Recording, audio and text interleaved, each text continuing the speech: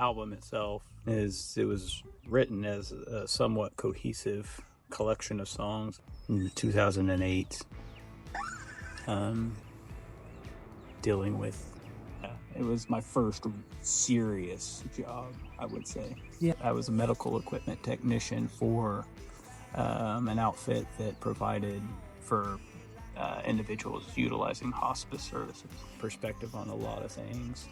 I was in my 20s, wrapping my mind around things that I was dealing with on a daily basis with my day job. I guess the emotional, the spiritual, the physical, mental struggle, or just the weight.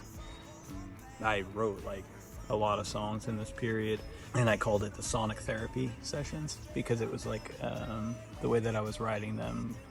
Oftentimes I would write them the lyrics and musically at the same time, but I would write them, which is, I guess, unique now that I think about it. I was writing them on electric guitar a lot of times with headphones on, and I oftentimes had a lot of like distortion and stuff. I mean, that makes this collection pretty unique from really anything else that I've written,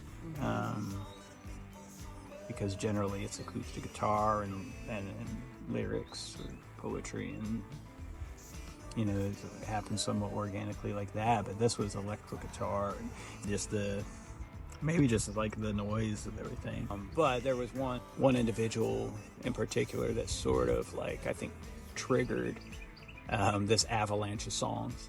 Yeah. And as I was writing the album, I didn't know if I could keep doing that kind of work. Mm-hmm. And I obviously ended up doing it for a long time. Yeah, the meaning behind the songs is sort of, I mean, as oftentimes poetry does, it takes on the meaning for the times in which we're in. I mean, I think if you look back in 2008, there was a lot going on geopolitically as well. Listening to the lyrics, you see that sprinkled in there, but I don't know if we should be comforted by that, or maybe we really need to like take a step back and yeah, so